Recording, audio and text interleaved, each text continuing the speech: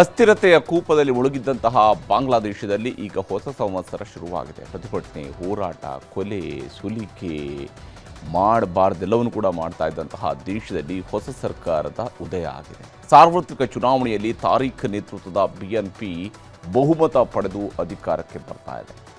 ಬಾಂಗ್ಲಾದ ಚುನಾವಣೆ ಹೇಗಿತ್ತು, ಈ ತಾರೀಖ್ ಯಾರು, ಹಾಗೆಯೇ ಪ್ರಧಾನಮಂತ್ರಿ ಮೋದಿಯವರು ಈಗಾಗಲೇ ಶುಭಾಶಯವನ್ನು ಕೂಡ ಕೋರಿದ್ದಾರೆ. ಅದರ ಬಗ್ಗೆ ವರದಿ ನಿಮಗೆ ತೋರಿಸ್ತೀವಿ.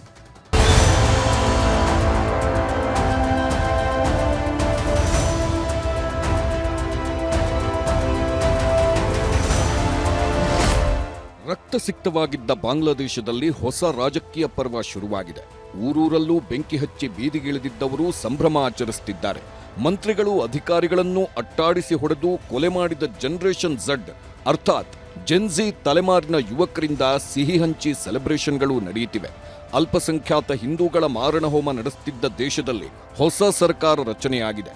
ಇದಕ್ಕೆಲ್ಲ ಕಾರಣ ಇವತ್ತು ಬಾಂಗ್ಲಾದೇಶದ ಸಾರ್ವತ್ರಿಕ ಚುನಾವಣೆಯ ಫಲಿತಾಂಶ. ಅದರಲ್ಲೂ ಬಾಂಗ್ಲಾದೇಶ ರಾಷ್ಟ್ರೀಯ ಪಕ್ಷದ ನಾಯಕ ತಾರಿಕ್ ರೆಹಮಾನ್ ಪಡೆಗೆ ಸಿಕ್ಕಿದ ಅಮೋಘ ಜಯ.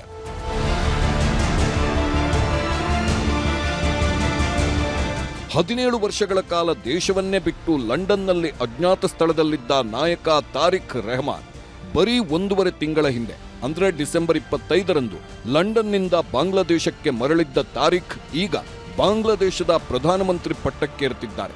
ಬಾಂಗ್ಲಾದಲ್ಲಿ ನಡೆದ ಮಹಾಚುನಾವಣೆಯಲ್ಲಿ ತಾರಿಕ್ ನೇತೃತ್ವದ BNP ಪಕ್ಷಕ್ಕೆ ನಿರೀಕ್ಷೆಗೂ ಮೀರಿ ಬಹುಮತ ಸಿಕ್ಕಿದೆ.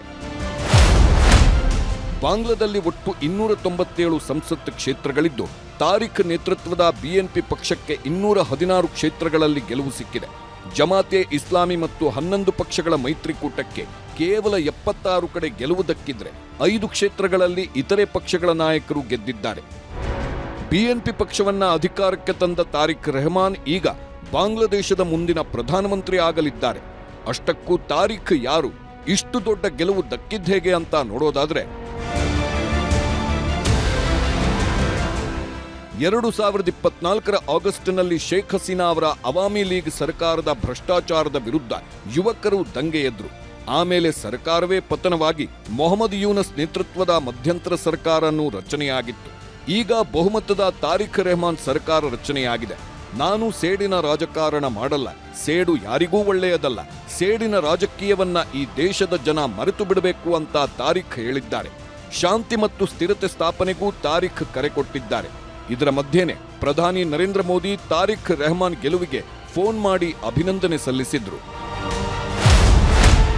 ಶ್ರೀ ತಾರಿಕ್ ರೆಹಮಾನ್ ಅವರಿಗೆ ಫೋನ್ ಕರೆ ಮಾಡಿ ಅಭಿನಂದನೆ ಸಲ್ಲಿಸಿದ್ದೇನೆ. ಬಾಂಗ್ಲಾದೇಶದ ಜನರ ಆಕಾಂಕ್ಷೆಗಳನ್ನು ಈಡೇರಿಸುವ ಅವರ ಪ್ರಯತ್ನಕ್ಕೆ ನನ್ನ ಬೆಂಬಲ ತಿಳಿಸಿದ್ದೇನೆ. ನೆರೆಹೊರೆಯವರಾಗಿ ಜನರ ಶಾಂತಿ, ಪ್ರಗತಿ ಮತ್ತು ಸಮೃದ್ಧಿಗೆ ಭಾರತದ ಸಂಪೂರ್ಣ ಸಹಕಾರ ಸಿಗಲಿದೆ ಎಂದು ಪುನರುಚ್ಚರಿಸಿದ್ದೇನೆ ಅಂತ ಪ್ರಧಾನಿ ಮೋದಿ ಎಕ್ಸ್ ಖಾತೆಯಲ್ಲಿ ಮಾಹಿತಿ ಹಂಚಿಕೊಂಡಿದ್ದಾರೆ. ಇನ್ನೊಂದು ಕಡೆ ರಾಷ್ಟ್ರೀಯ ಕಾಂಗ್ರೆಸ್ ಅಧ್ಯಕ್ಷ ಮಲ್ಲಿಕಾರ್ಜುನ್ ಖರ್ಗೆ ಕೂಡ ಎಕ್ಸ್ ಖಾತೆ ಮೂಲಕ ಅಭಿನಂದನೆ ಸಲ್ಲಿಸಿದ್ದಾರೆ. ಬಾಂಗ್ಲಾದೇಶ ಭಾರತ ನಡುವಿನ ಸಂಬಂಧ ಗಟ್ಟಿಯಾಗಬೇಕು. ಬಾಂಗ್ಲಾದಲ್ಲಿರುವ ಅಲ್ಪಸಂಖ್ಯಾತ ಹಿಂದೂಗಳು ಭಯವಿಲ್ಲದಂತೆ ಬದುಕು ನಡೆಸಬೇಕು. ಹೀಗಾಗಿ ತಾರಿಕ್ ಸರ್ಕಾರದ ಮೇಲೆ ಭಾರತಕ್ಕೂ ಸಾಕಷ್ಟು ನಿರೀಕ್ಷೆಗಳಿವೆ. ಆದರೆ ಭಾರತದ ಆಶೋತ್ತರಗಳಿಗೆ ತಾರಿಕ್ ಸರ್ಕಾರ ಹೇಗೆ ಸ್ಪಂದಿಸುತ್ತೆ ಅಂತ ಕಾದು ನೋಡಬೇಕು. Bureau report, news 18.